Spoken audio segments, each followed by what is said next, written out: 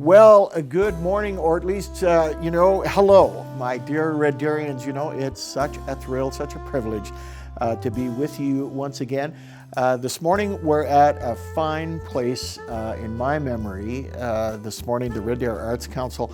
I'm joined by my great connection, Suzanne Hermery here, who's also, I think, one of our great downtown champions. This morning, Suzanne, it's awesome to be here. Every time I come here, I have a sense of peace, I have a sense of connection, a sense of belonging. So, thank you for everything you do. Thank you. Absolutely. So let's get started. All right. Yesterday, Council received an update on the potential timing of an aquatic center for Red Deer. Mayor Johnston, what did Council hear about the aquatic center timing for our community?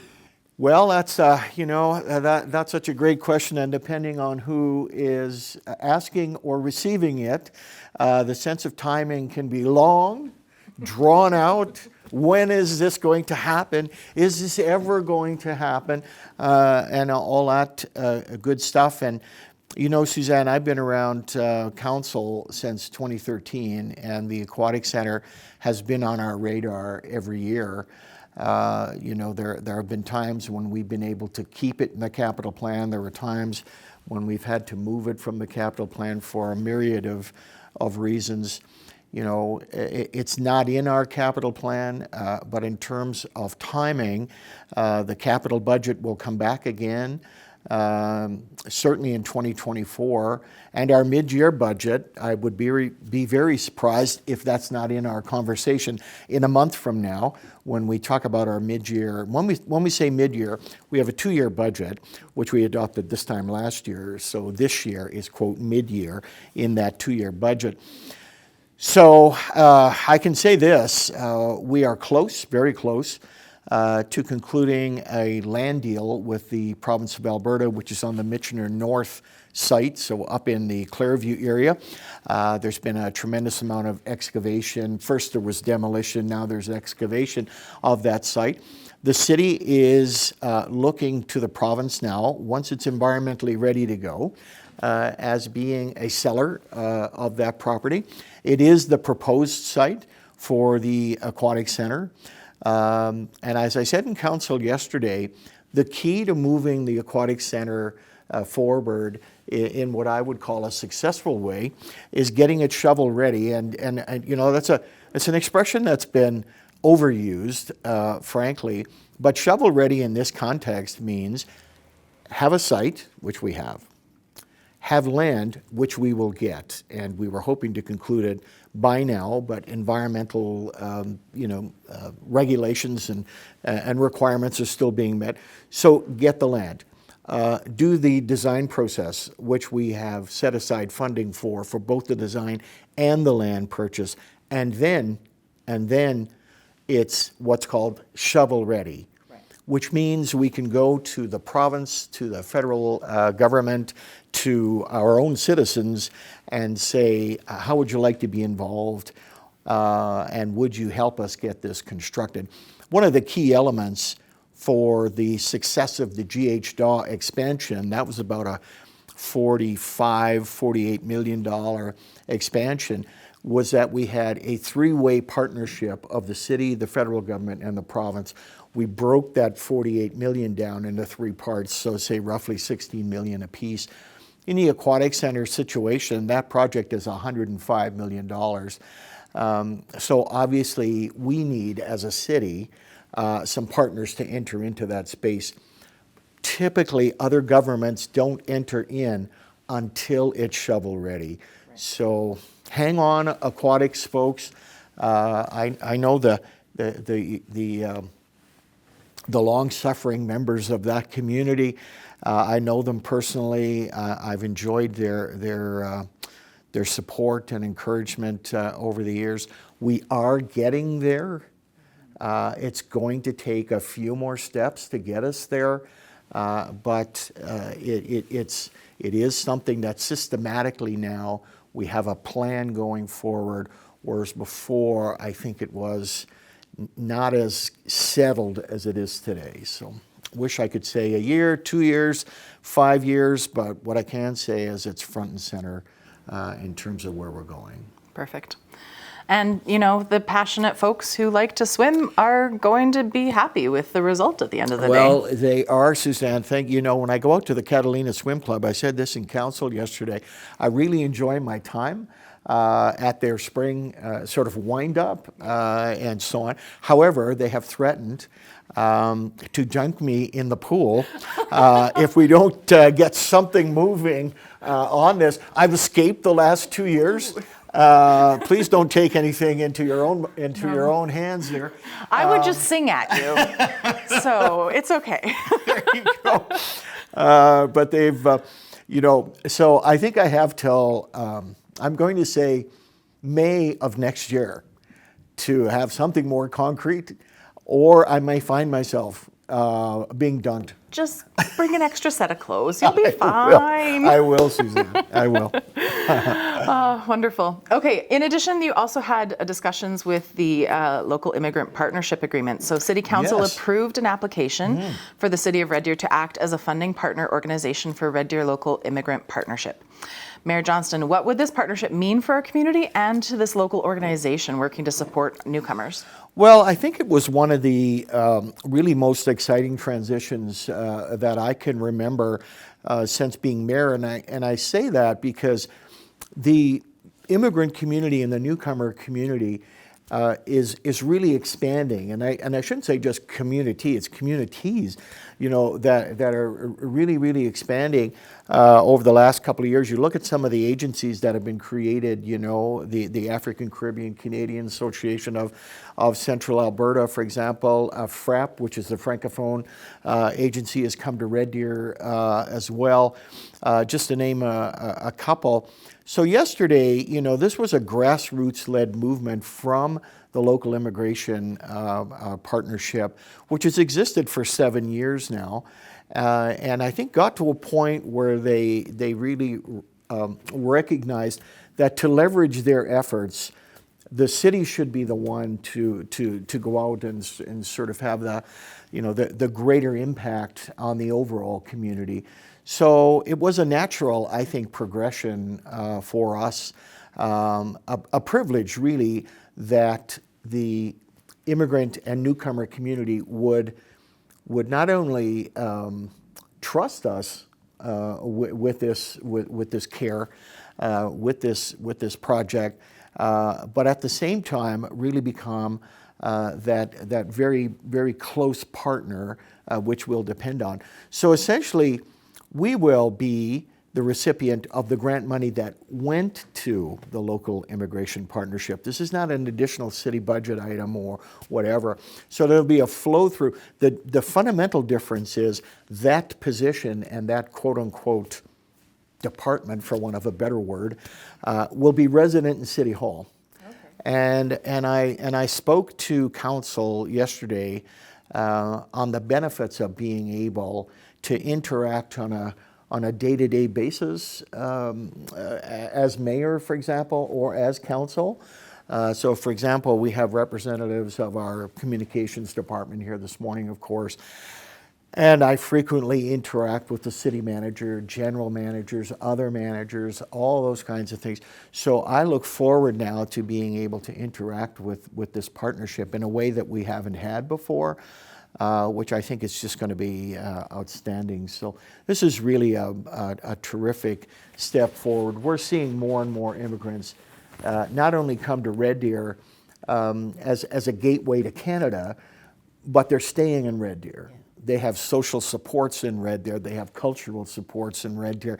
They have churches, faith-based places, education systems that they have. A lot more capacity created, for example, in the Immigrant Women's Association and so on, to be able to take newcomers and rapidly integrate them into the community. And that's starting to pay some dividends for the city. And now that we have it under sort of, quote, our umbrella, I really see a lot more progress there. So what are the next steps? Well, the next steps obviously would be to submit an application now, because the city has to be recognized by the Government of Canada here. So we've been sort of given the ticket to the show, but the doorkeeper to the show is the Government of Canada. So I could be wrong on this, Suzanne, but I'm going to say April-ish of next year is the deadline for submitting an application for a change of who administers the partnership.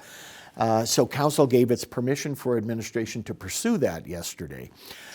So all things being equal, I'm quite confident that the Government of Canada would look at this transition in the same way that we have and realize, of course, it came from the community. This is not the city reaching in and saying, we'll just take over now, thank you very much. This was an invitation from the community to get involved. So I'm very confident that the federal department will heartily endorse us and we'll be in business, quote unquote, say by May of next year. It should be pretty exciting. Perfect. Wonderful. City Council also approved a second and third reading of the new Traffic Bylaw. Yes, we did. The new bylaw contains updates to reflect the Parking Infrastructure Improvement Program. Yes, it does. Mayor Johnston, can you talk about this program and why the bylaw changes were required at this time? Well, any time we do changes to how traffic is managed, one of our engineers yesterday, Mr. Watts, who's just done an amazing job in some of the projects he's taken on. He said it was all about, when it comes to a traffic bylaw, there were two things, that, pardon the pun, drive it. One is the movement of people. It's the movement of people, get people around. And the other is yielding to access. So in other words, having access points, very critical, obviously, in traffic. So we brought in technology for parking, which, as you know, is imminent now. We're waiting for pay stations to come, so that's the final sort of option for folks that still want to use cash or coin, as the case may be. Otherwise, it's going to be a technology-based application. And what that entails is changes to how the technology now is monitored or enforced or adapted, if you will, into the community. The reality is, it's a little bit like whack-a-mole. Any bylaw is like whack-a-mole, so you smack down the parking piece of it, but up pops 3 or 4 more other little moles that you have to deal with. So when Council looked at this yesterday, we had everything in there from sidewalk maintenance to hitchhiking rules and all those things. So it was really a consolidation. Administration took it upon themselves, quite rightly, and thankfully, we appreciate it, took it upon themselves to incorporate all of those regulations under a new traffic bylaw. So what started out as just saying, oh, we just need to update it for the parking, turned into a bit of an exercise where we realized that we had council policies that also needed to be incorporated. And the fundamental reason, other than the traffic motivator, is that the public often doesn't see council policies. So in other words, if I was to say, why don't you go and look up some council policies today on a city website, you'd find them, but you'd be hard pressed to find them. Whereas if you went in on a bylaw, you'd find them very, very quickly. You type in bylaw and down comes our list of most common, and then the little more obscure ones. The traffic bylaw is one of our most common, as you would probably realize. So it was, there was some humor yesterday in a bit of a dry item. Bylaws can sometimes be very dry. When some councillors, and perhaps our good viewers, our great Red Deerians today, didn't realize that you can't put salt on your sidewalks. For some, this was a bit of a shock. What? Kind of thing. And the reason, of course, is it breaks down concrete and it breaks down dry, all those things. Gets into our stormwater system, creates a bit of havoc, frankly, and that kind of thing. And but there were other sort of more, more not so well known facts, such as hitchhiking, for example, is outlawed in the bylaw. Now, you don't see much of it anymore. Do not hitchhike, Red Deerians. Do not hitchhike. So we looked at some of these more obscure ones and had a little levity around them. But we did do second and third reading, which now incorporates the new technology. Perfect. And talking about technology, the City Council was presented a report about waste to energy technology report. What did Council learn about this technology, Mayor Johnston? And do you see this technology being implemented in our area? Waste to energy is not new technology, but it's still relatively untested in some jurisdictions. In Europe, it's a little more advanced because the population is more dense there. You have obviously cities that have greater populations and thereby extension a greater waste management challenges. We don't have those same challenges in Canada, except in very sort of, I would say, heavily metro, like the Torontos, the Mississaugas, maybe Greater Vancouver kind of thing. So what we're learning about waste to energy technology is it does have a place on the spectrum, without a doubt, but it depends, like any user of commodities, it depends on what the available product is. So a small city like Red Deer, for example, of its own, could not produce enough waste for a typical waste to energy plant. So we would need to get regional partners and so on. And even then, you'd probably still be short of the requirement to be able to do it. I think it's important we had the conversation yesterday because we have two fundamental documents in our consideration. One is our strategic plan, but the other one is our environmental master plan. And the principles of that environmental master plan really talk about reducing what goes into the landfill, recycling in every way we can, and reusing. And so we have those fundamentals. By the time we decide to make waste a combustible, because really that's what it is, we're burning it. By the time we get to that, we really need to have exhausted those areas prior. For sure. And right now, we are a long way away from exhausting those alternatives. In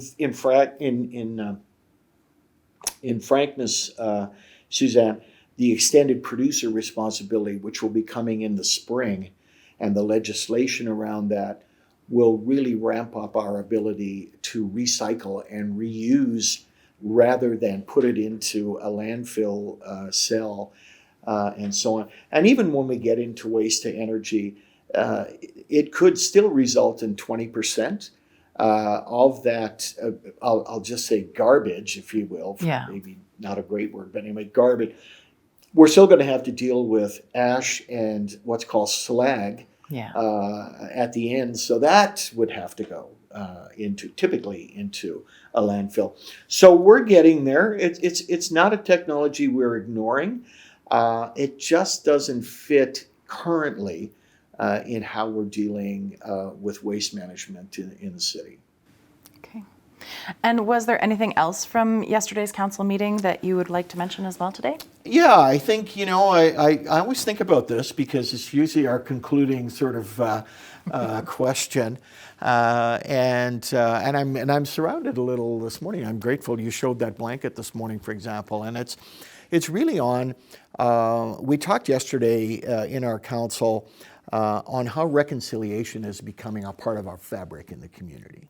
We have a long way to go. We all get that. It took us a long way to get into quote unquote, and I'll just say the mess that we created and so on. So it's going to take generations, Sometimes when we say, it will take us generations to get back to what I would call a state of positive being, of wonderfulness.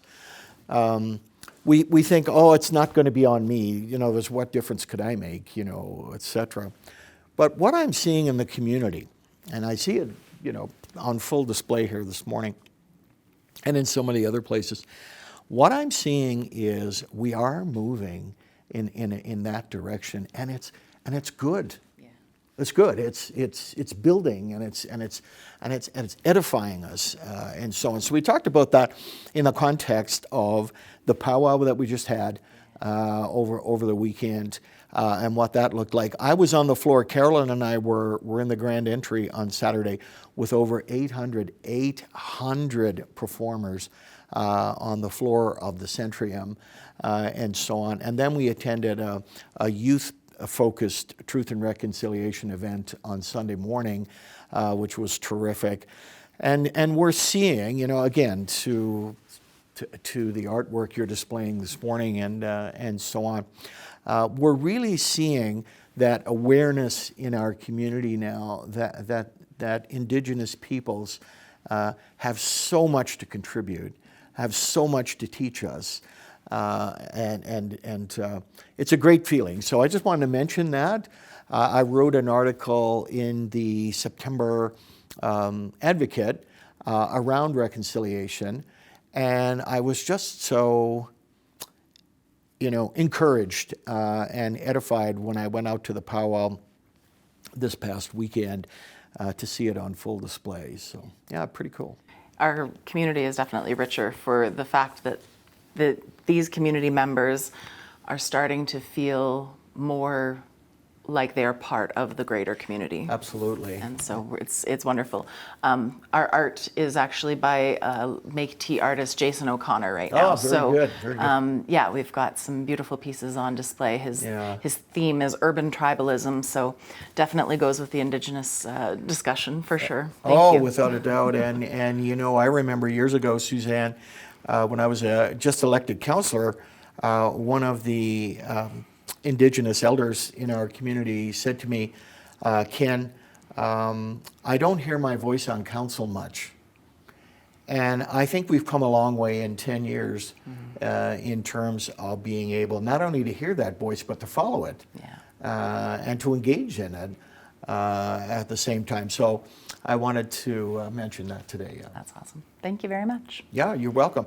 So my great Red Durians, this is Mayor Ken signing out for another couple of weeks. Take care of yourself. The autumn leaves are down, which should all drive us into creativity, frankly. And so we'll see you in a couple of weeks.